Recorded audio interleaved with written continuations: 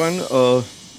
This in this episode, we are happy and fortunate to have Shankar Maruwada with us. Shankar is probably one of those people who's mm, been in the background and also led one of the a non-techie who's kind of led one of the most complex technology programs the country has ever embarked on, which is Aadhaar, UPI, and of course his pet project, which is in the area of education. So he leads EkStep.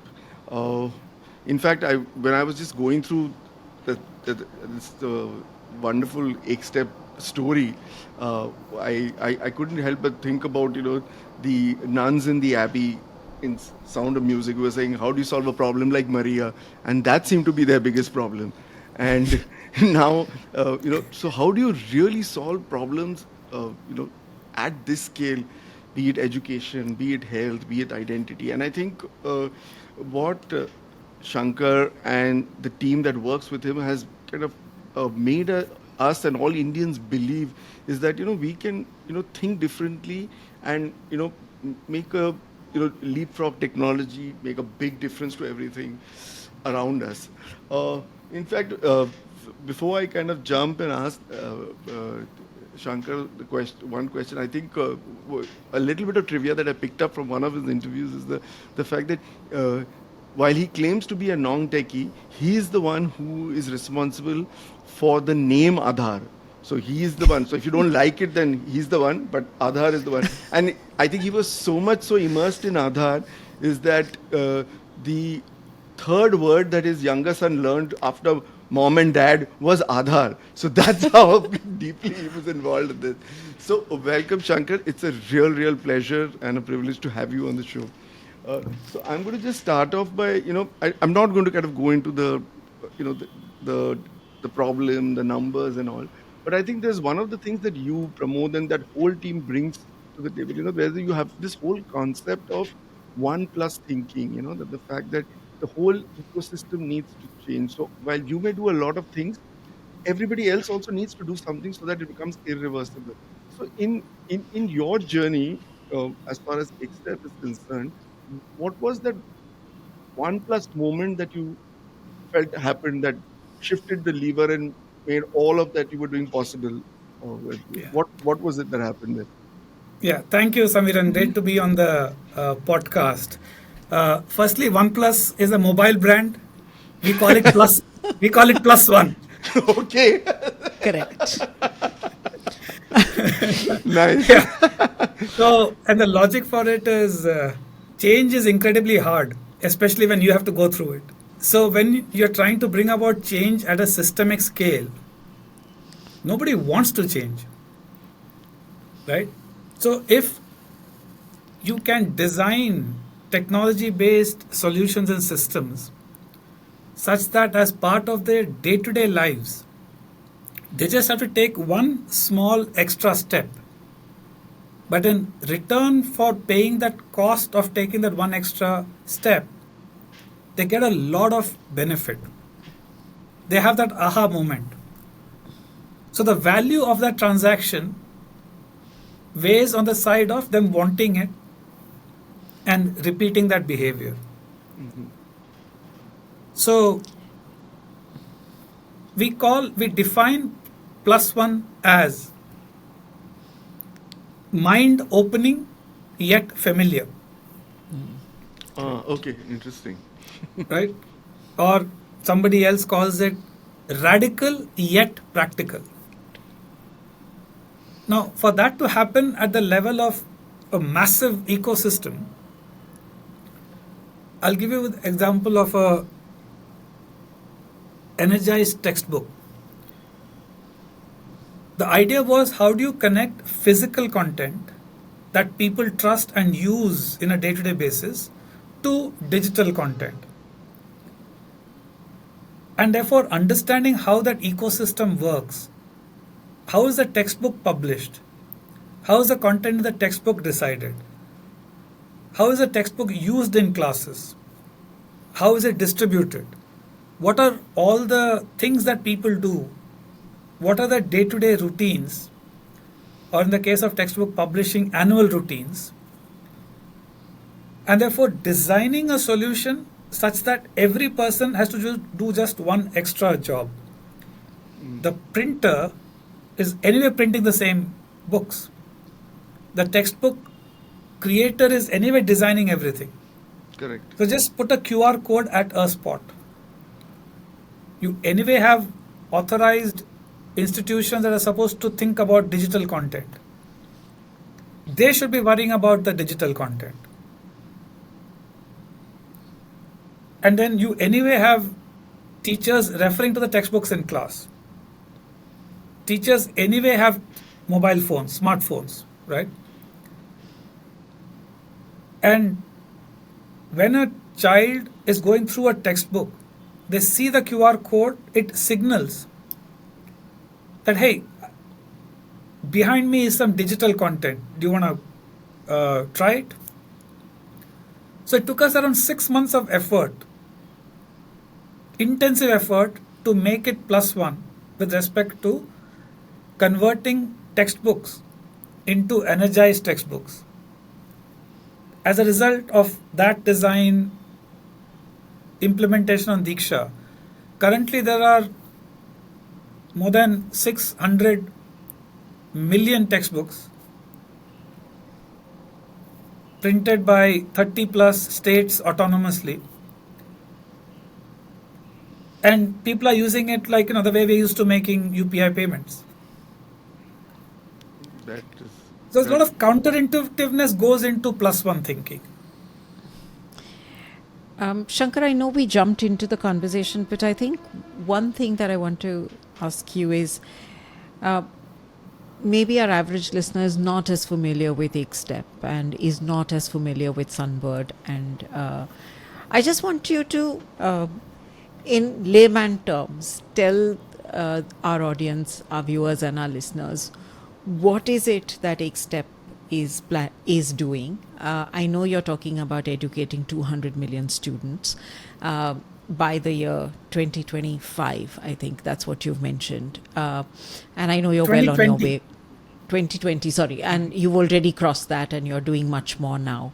And I know your future vision is really about saying that the problem of primary school education should not exist in the country by the time it's 2030.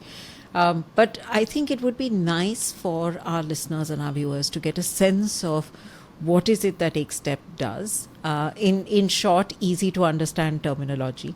And, if you can give us an equivalent of, like you said, that if you take that +1 step and that +1 gives you a lot back. Aadhaar, everybody has heard, we've read about the Aadhaar effect. Tell us what the effect for education is and where do you think people will start suddenly seeing, oh my God, we didn't even realize this and this has happened in the country. So if you can kind of put that perspective and then we'll go. And maybe you should also tell us what EkStep is not, because then sometimes people tend to think, oh, this is going to solve everything. It's probably going to bring education and implant it right in my head now. Yeah. So I think before talking about why we set out to do what we set out to do, the question of who are we and why did we come together? Yes. So at a fundamental level, we were a group of people who had undergone a transformational journey called Aadhaar,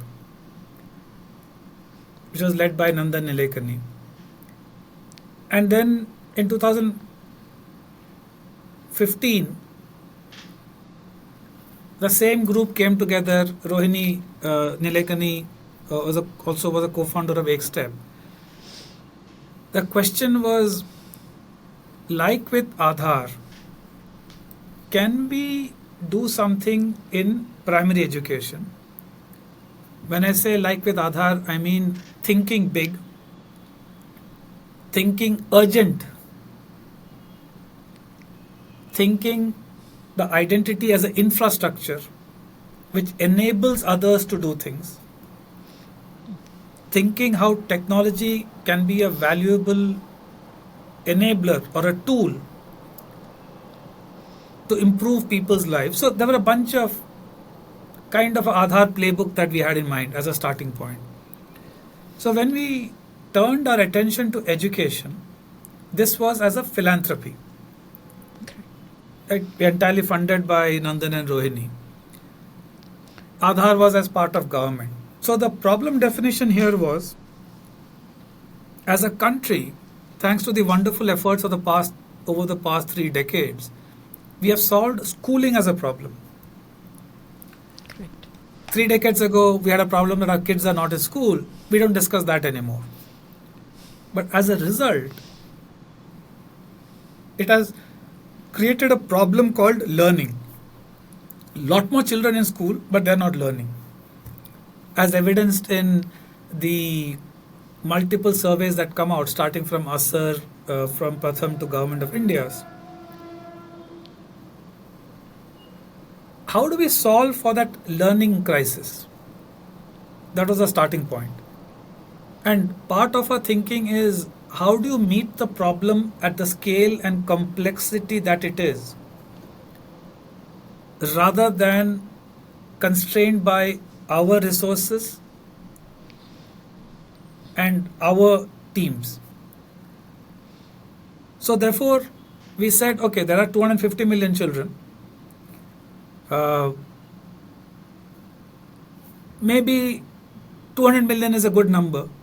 Let's go after 200 million children. But that's incomplete, because you can achieve it in 20 years.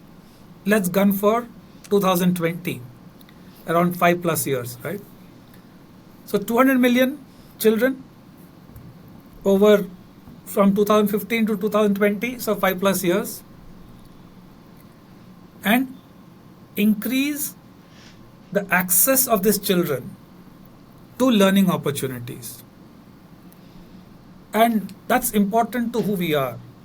We believe if every individual has access to opportunities, if every individual has the choice,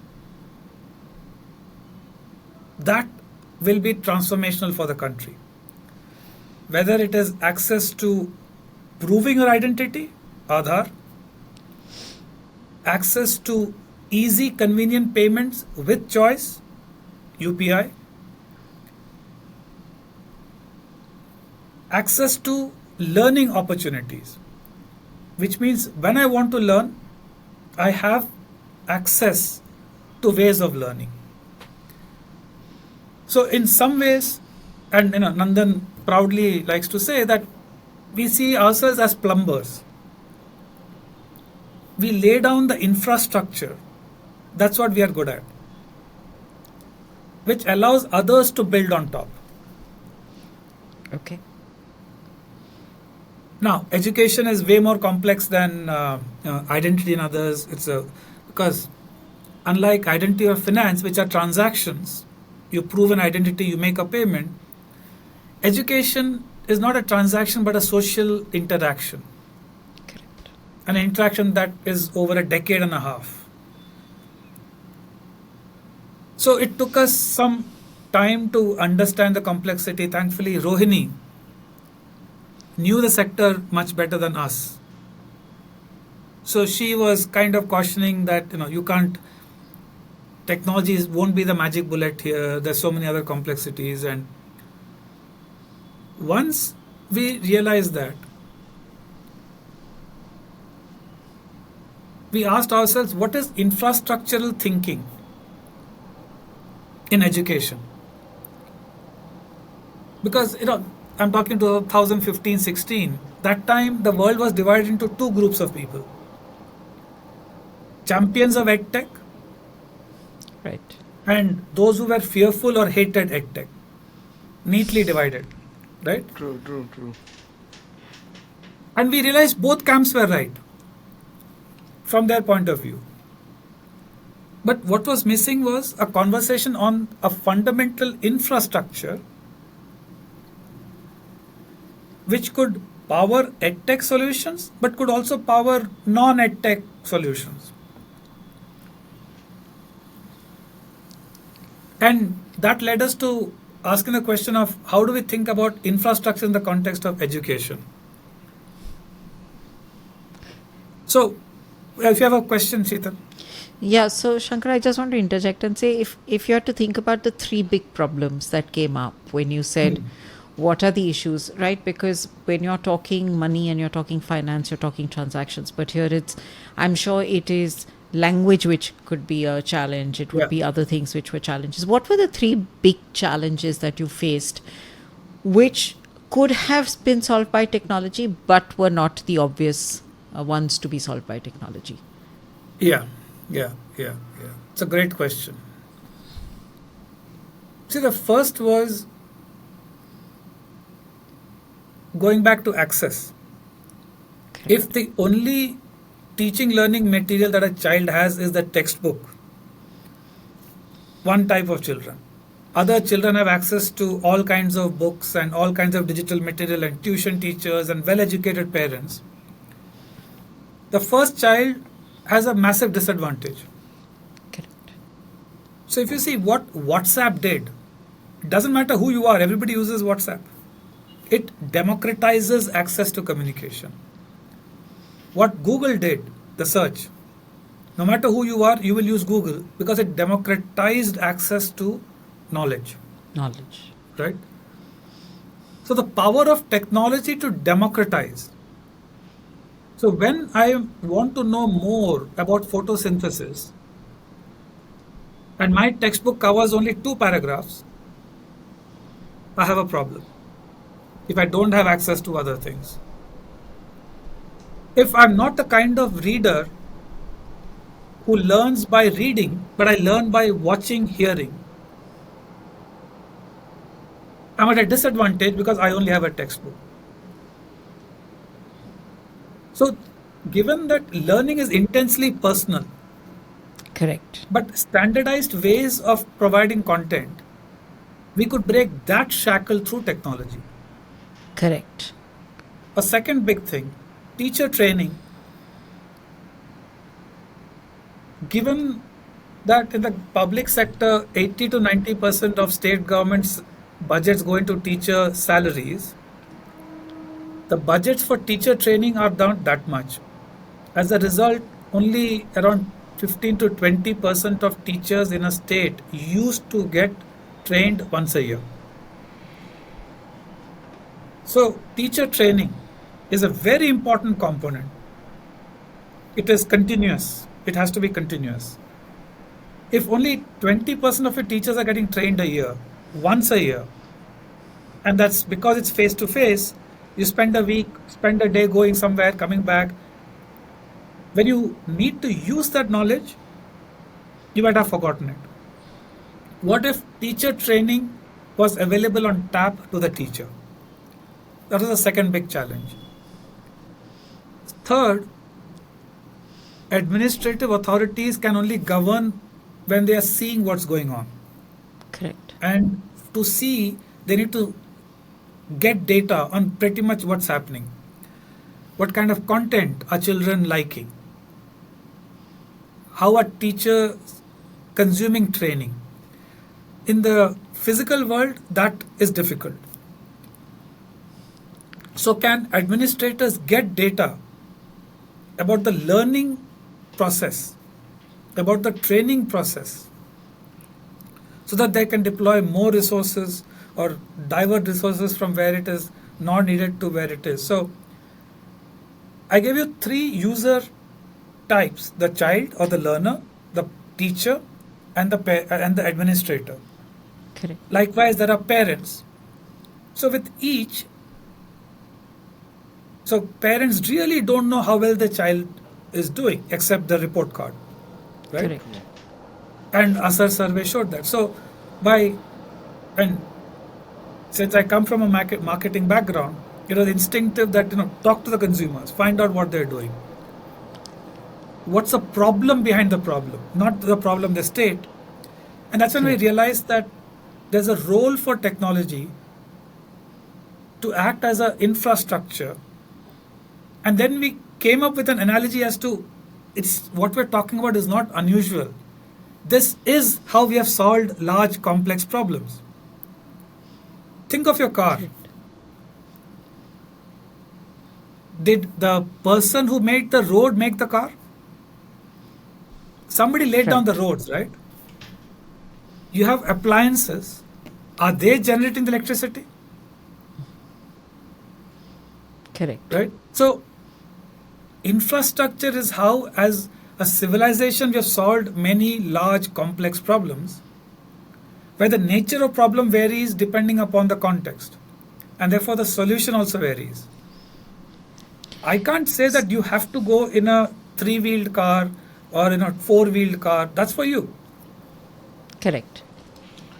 No, in fact, Yeah. what I liked about what you said also, that this providing the capability to everyone an equal opportunity to kind of grow, so that one group is not advantaged or disadvantaged. So in fact, I love that one of the other analogies that I came across that you have used earlier is that how you are enabling Tony Starks to become Iron Man, as opposed to the Superman, a person who's born with all abilities versus a person who can be taught and nurtured and made to become different. So which was kind of, I thought, was very interesting.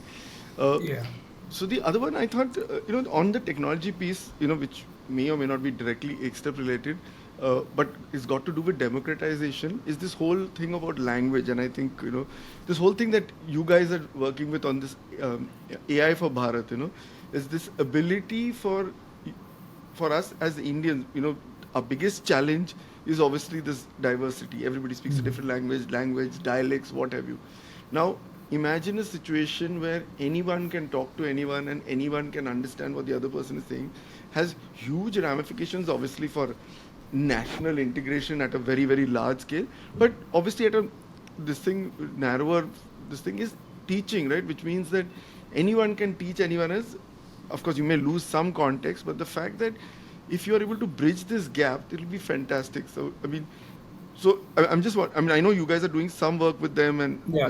Nandan's probably funded. But is that in any way playing into your education thing, or is that something? It is very much playing, because when you're thinking infrastructure, what you're trying to do is take one small thing, enabling that at massive scale.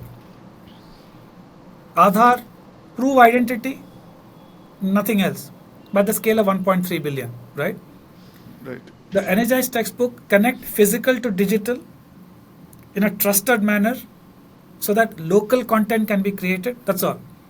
And boom, many. So when you're doing that slice by slice, right? You're not trying to solve the analogy is this. A car is made of thousands of parts, right? You're kind of saying, okay, steering wheel. Here is how to create a steering wheel. Any kind of steering wheel can be created. Here is how you create a tire, many, right? So as we are working through the set of problems, then in around 2019, Nandan realized that the way artificial intelligence is going, the way we are seeing language as a barrier, right? Maybe there might be something we could and should do about that. Then we got a former Aadhaar colleague, Vivek Raghavan. He identified these professors in AI for Bharat, right? And then we also got a call from the Ministry of Information Technology that if it seems you're working in this area, can we partner? But essentially, the same playbook was applied there.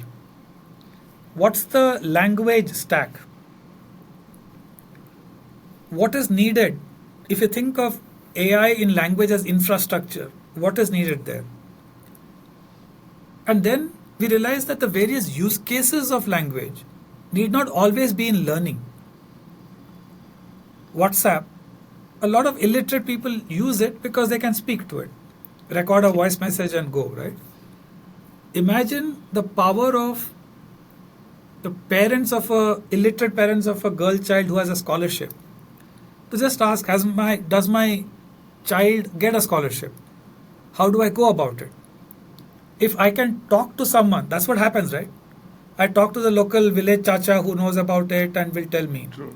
Right. So imagine if that village chacha was on the phone. Phones are much more ubiquitous now than 2015, right? What if there's so many dialects? In Uttar Pradesh, you say the word talab or pukur for lake, depending upon which side of the east or west. With every state, the language changes, right?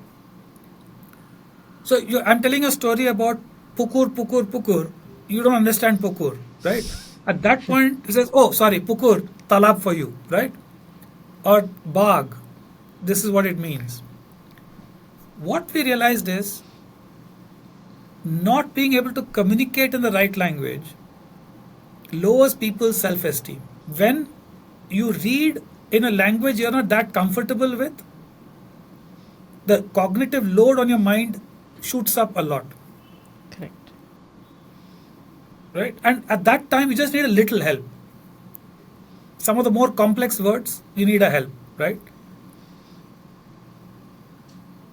So we tried to break down the problem of language into very, very many micro problems and asking which of that problem could be solved how. But the encouraging part was AI for Bharat, they said that look, whatever we do, we are going to be focused on Indian languages, and whatever our work is will always be open source. Those were the two things we were really excited by, and wonderful group of people. Over the Okay. last year, so many others have joined, right? It is like a massive ecosystem coming together, right? I want to break the notion that one organization, bunch of bright people come and solve world's problems. Not happening.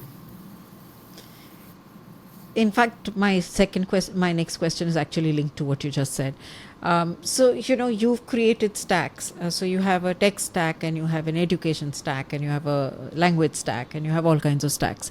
I just want to understand: are there any use cases which you all never anticipated when you all created these stacks, which now some really bright young entrepreneurs have come and said, "We can do this with your stack." So there's these famous stories we hear, right, about those life buoys being used to wash buffaloes and lassis being made in washing machines. Yeah, So did yeah, you have yeah. any such moments? Yeah, actually, it's a moment that has an implication for both of you. Okay. I told you about QR codes and textbooks, right? There's a lot of Right. thought went into it. I oversimplified it. But the technology behind it was made for massive scale and for diverse use cases because we didn't know who would use it for what. So when teacher training came, there was a need to verify that did you actually go through this training? Correct. So the same technology was repurposed to give a digitally verifiable credential. So in your training certificate, everything is the same. There's a QR code. So when you Correct. use an app and try to verify it, the person who gave the training is verifying that yes, I did indeed give it. That worked. And then COVID came. People said that look, I need to show that this person who is vaccinated is indeed vaccinated. Said, okay, the same idea could maybe work here. So somebody else took it. And that's why Correct. your COVID certificate has the little bit of the same technology in the form of a big QR code, which is there in the textbook of the small child who's using it to get digital content, right?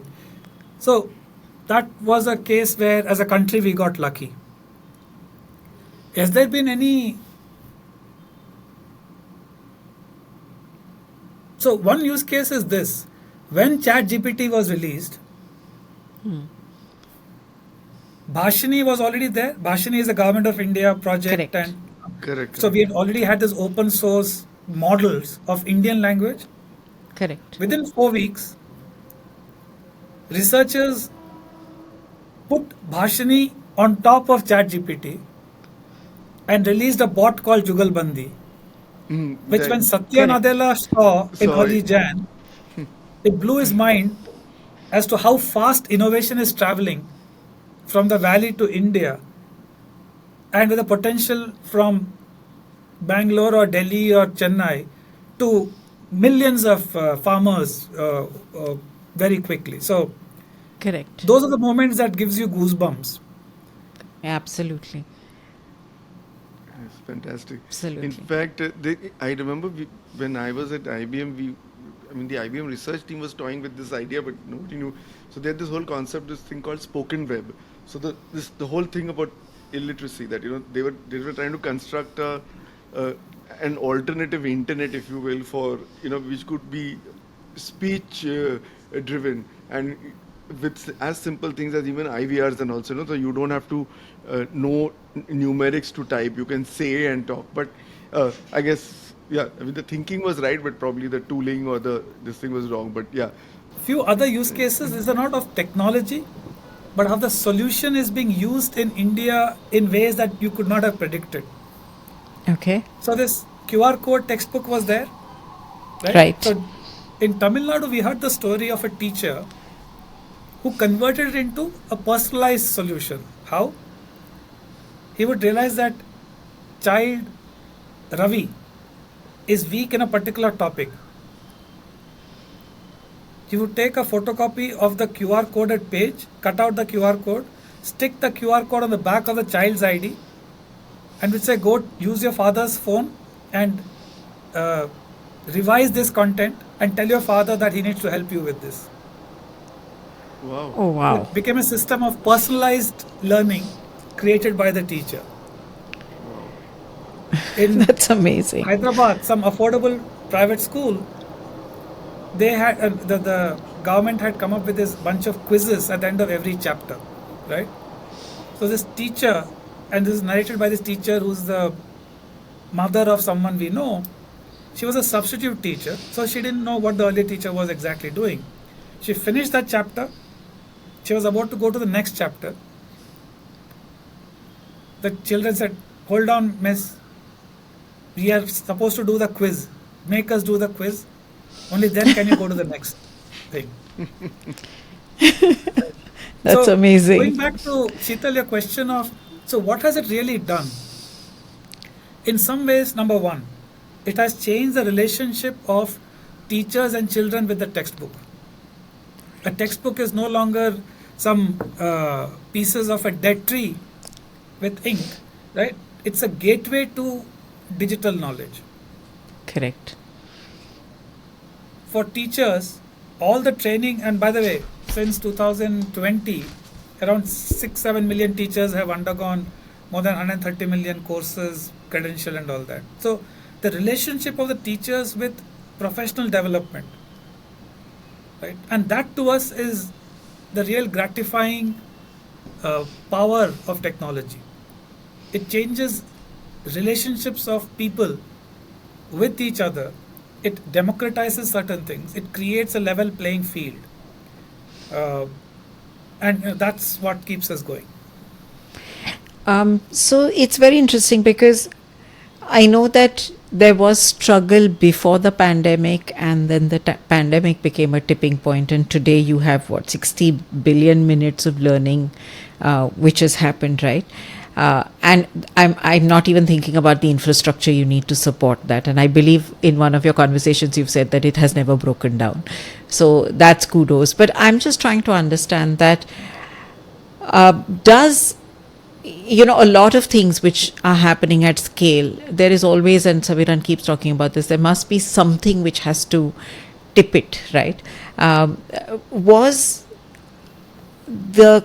COVID and that the tipping point for you, or did you think that this would tip maybe a little later, but it would at some point in time gain very, very quick traction amongst people? And what's your learning there?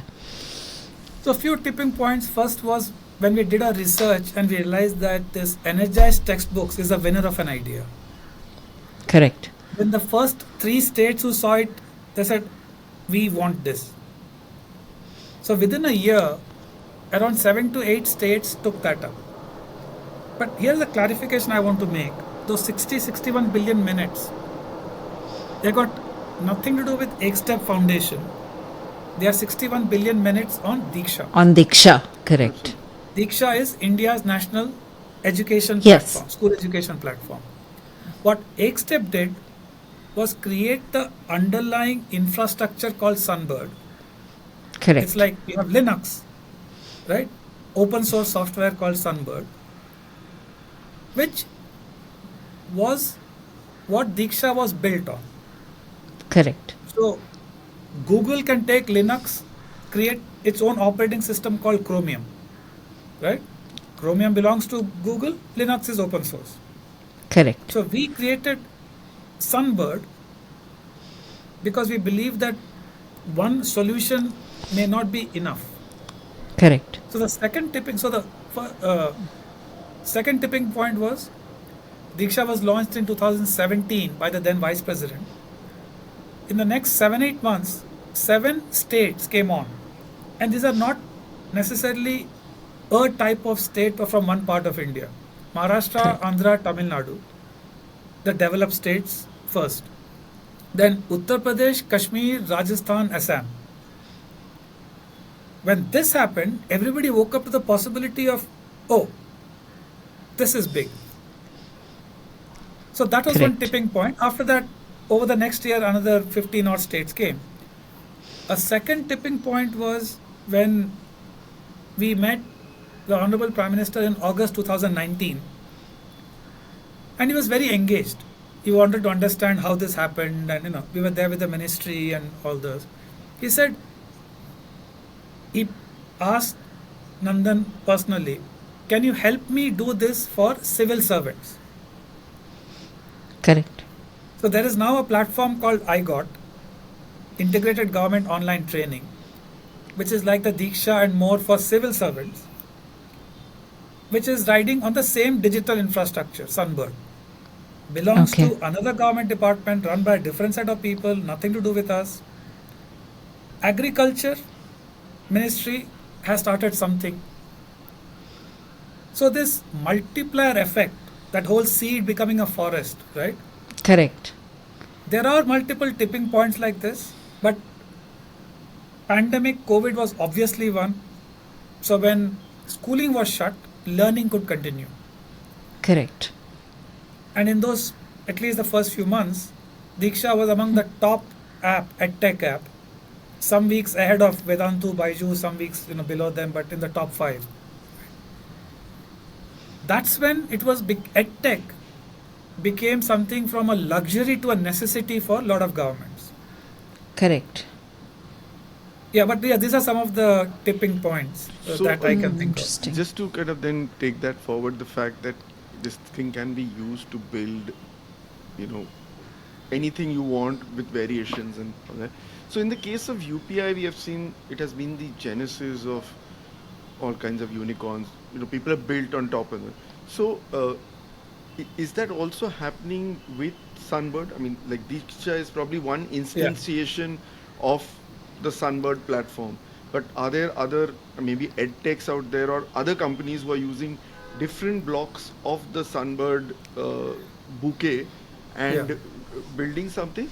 And the second question, which is I want to kind of get your sense on, there is always this feeling, and whether rightly or wrongly, that it's very difficult to work with the government. Let's stay away from that. Let's not do that. Let's do our own thing. Let's keep them at arm's length. But you guys have repeatedly demonstrated how it is possible to work and then make them champions of the cause. I mean, it's like I'm sure if we went around trying to give Aadhaar to everybody, it's never going to happen because it has to come by dictate, by sovereign guarantee. Same as the case. So what has been your secret source of success with working with the government? Because that's the thing that everybody consciously stays away from. Yeah, yeah. You used an interesting phrase, Samiran, make them the champions of the cause, right? We don't need to because they are the champions of the cause. Right? You're just acknowledging it. And when you start with the mindset that you can't serve 1.3 billion people the way in the private sector, right? Not when you are funded by the taxpayers. So the life of a government officer is extremely difficult. The level of transparency, they have to be open to any kind of stakeholder because they're meant to serve. But the scale, the diversity, the constraints with which they work, which we saw ourselves at first hand when we were part of Aadhaar, has given us a unique sensitivity to the life of a government officer, to the challenges of governance, to the scale and diversity of the country. And it's like parenthood, right? Once you've been through it, you appreciate someone else, right? Okay, yeah. A crying kid, yeah, I get it. It's okay. Don't worry about a thing. So Correct. they are the champions, and when your quest is not to become a champion, your quest is to solve a problem, you obviously want to work with the champions. True, true. If you want Correct. to solve it at that scale, and everybody does not need to solve it at massive scale. There is wonderful work being done by a whole lot of organizations who are doing at a local level. They choose to work with local government or not. Everything is needed. But like us, we set a goal of 200 million, right? The people who are Right. think at that scale is government. Then, as Rohini says, you have to work with Bazaar, Samaj, and Sarkar. There are three pillars of society. Correct. Now, so for us, working with government was an easy option, right? Of course, working with government is never easy, but the fact that we had to work with government was a no-brainer. But again, working with government is easy or difficult based on your outlook, Samiran. Okay. Nobody is trying to be difficult with you, right? But there's so many fly-by-night operators that governments deal with, and as a government officer told me, we have NGOs coming and doing this much of work and claiming this much of credit. Right, right. Correct. And as you was telling me, I think it just also as much of a issue of trust from their side. I mean, Yeah. you have to be credible to them, because obviously, just as you mentioned, the canvas for them is so large. There must be thousands of people trying to Yeah. peddle solutions or saying I can solve this and all that. So I think that once they trust, I think then they're kind of all in, literally. Yeah, yeah. And that trust cannot be developed overnight. No, absolutely, I agree. That is very true. And but yeah, it's not easy. But hey, nobody said solving for 1.3 billion was easy. No, no, At least I haven't got that memo yet.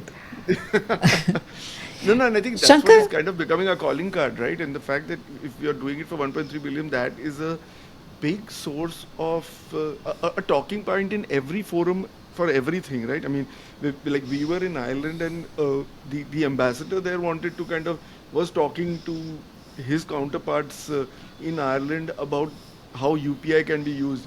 And he was struggling in the reverse. He was saying, this solved 1.3 billion. ये 5 million का क्या करूँ मैं? How do we solve? Rounding off error. Yeah. Shankar, as an organization which believes that y'all are going to create the platforms and the rails on which trains can move, etc. How do you measure impact for yourselves? And I know in one of the conversations you said, fortunately, both Rohini and Nandan don't think of impact in the traditional way that NGOs look at impact. How do you account for, because there is obviously, I mean, y'all are doing a lot of work, and I'm sure that there is some amount of measurement that even y'all must be putting into place. Number is one, right? We said we would do 200 million and we did 200 million. That's one way of looking at it. But are there other interesting ways to look at impact, which I think the NGOs can learn from if they were to listen to this conversation, to just get a sense of, it's not just the number of bodies that you have physically impacted or whatever. Yeah. Yeah, that's a great question, Sheetal, and we asked ourselves that maybe if you want to look at the metric like return on investment, Right. in the for-profit world, it's simple. I put in 100 rupees, does it become 120 after a year? Does it become 1,000 after 10 years? So what we asked ourselves was, what is an equivalent metric in the philanthropic world? And here is what we came up with. India spends close to $200 billion as a country on education. And our budget is, say, in the order of $10-15 million. What if the money we spend creates infrastructure that improves productivity of $200 billion of spend, right? So that was, and how do we calculate it? We spent a certain money X on Sunbird. Government spent money on Diksha. But importantly, government is leveraging the teachers who are already being paid for, making them more effective. Government is leveraging the money on textbooks, connecting it to digital content, right? And making an impact on the child's learning process. So, can we measure if it has it increased any productivity? Not yet, but by and large, it feels right, Okay. right? However, again, even in Aadhaar, the debate used to be how do you know you're creating value, right? At that time, Correct. it seems to be the right thing to do, but now there are studies that show that it has saved $27 billion of money every year, and the total money spent on it is 1.5 billion, Correct. right? So decent rate of return. So we don't have at yet definitive studies, but I was in a podcast with the World Bank lead for education in India, Shabnam Sinha, and she was saying that at the start of the pandemic, of just before that, World Bank had done a global study of learning poverty. They define Correct. it as 100 means no kid is learning, 0 means everybody is okay. And India was at around 54, Correct. which is slightly lower in a good way than the lower middle income countries. Now they estimated that the number of 54 could drop to 70 as a result of school closures. Correct. But it dropped down to 56 or something, just very little. And That's like she nothing. believes, yeah, yeah, yeah. She believes a lot of it had to do with India's policies, the implementation by teachers, and the wonderful effort everyone did, but also to Diksha in schooling. Correct. Right? Can she prove it? She's there's no No. proof as such. But we also do some qualitative studies. We hear from the states. But the bigger proof of the pudding is the usage. Correct. If we have to quantify, it's quite reasonable, right? But that's how we kind of say, yeah, this it about sounds okay. But full Okay. credit to Nandan and Rohini. Okay. Right? They're unlike any other philanthropist in this regard. So before we wrap up, I know we've taken close to an hour already. So before we wrap up, one question for you. As you look into the future, and here's a country which is struggling with what we call job ready, people. We've constantly been battling this with saying that we have education, but we are not creating a job ready workforce. How do you see Sunbird, the platform, and all of the work that you guys are doing in terms of it being leveraged by someone to create a job ready workforce? Yeah, great question. Like with anything else, technology is only part of the solution. So there are a lot of, for example, I'm part of the National Steering Committee for changing our curriculum, the National Curriculum Framework for school education. And there the emphasis, as per the National Education Policy, is to shift from knowledge, content to competencies and the Right. process of learning. Because 21st century, that's what is needed. So there's going to be a policy component. Therefore, as a result of that, 5, 10, 15 years from now, nobody will care how much you know. Correct. They will value what you can do with it. Right. Okay. How do you judge competency? And once you have judged competency, suppose it's a skill, right? Suppose Samiran says that Sheetal is great at a certain skill. He is willing to put his stamp. How does Sheetal prove that Samiran said I was great? Correct. Digitally verifiable credentials could do the job. Trust is again something that the poor have to fight to access, to prove. Correct. So solving for trusted credentials and solving for discovery of opportunities, jobs, training, Right. courses, internships, or on the other side, discovering those who have the right credentials that you need in my neighborhood, right? And you have the beacon protocol that's been created by FIDE. Can some of those be leveraged? Correct. And what India is doing very well is creating all of these as building blocks, almost like separate blocks, which can be combined to make many, many, many more solutions. So Aadhaar plus UPI plus DigiLocker plus Covin plus Sunbird plus GSTN, all of these are there, right?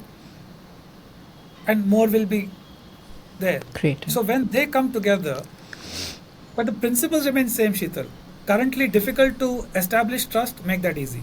Small Correct. micro thing, massive scale. Currently difficult to discover, make that easy. Small thing at massive scale.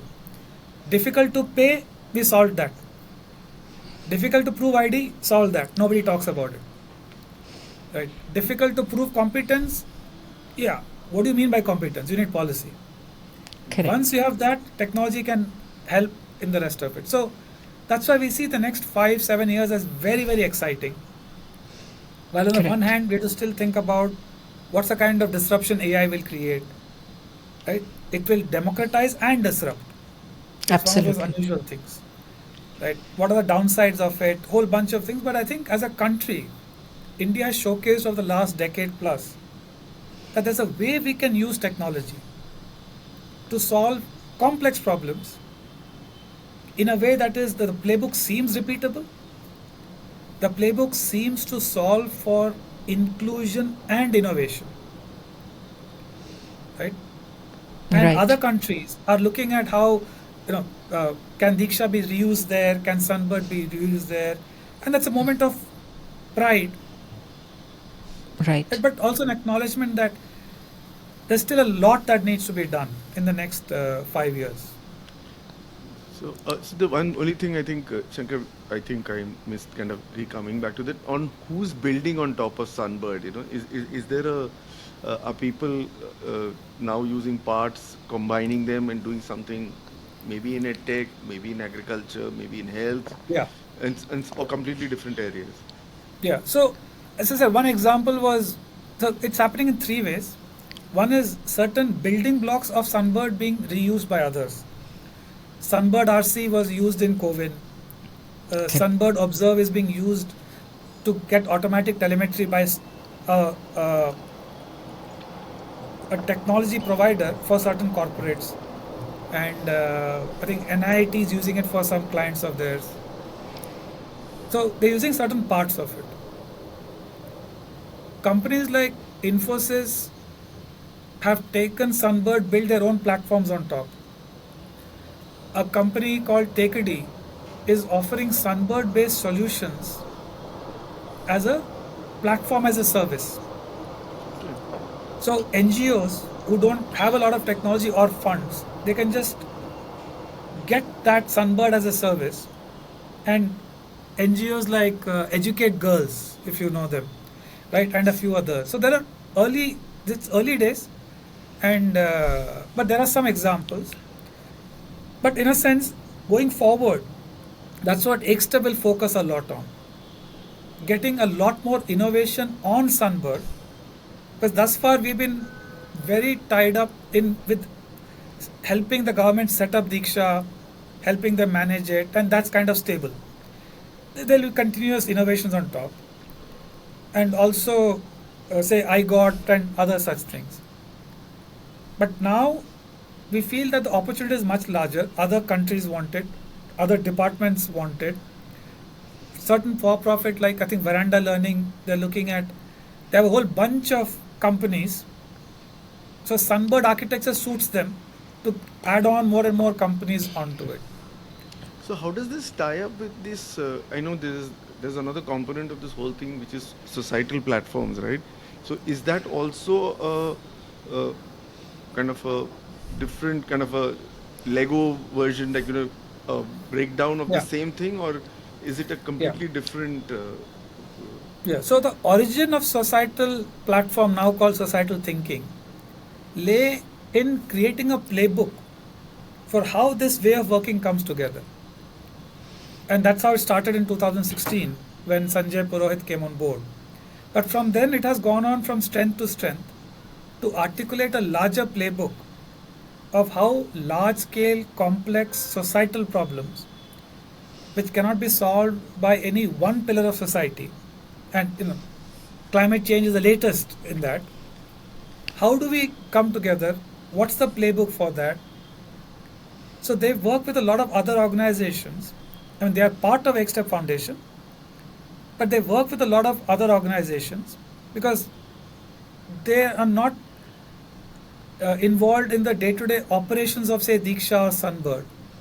They are focused on bottling this wisdom from EkStep, from many other organizations, sharing it with others.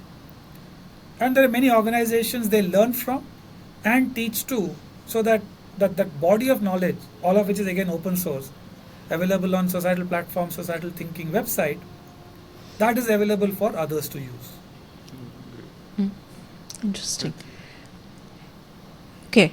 Shankar, thank you so much for joining us today. I think we've had an absolutely wonderful time having this conversation with you. I hope you enjoyed the banter as much.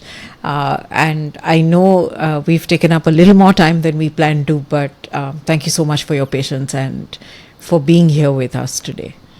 Thank you, Sheetal. Thank you, Samir. I love the idea of the podcast and the fact that it's a casual conversation. And I enjoyed talking to you and hope the listeners take something out from this.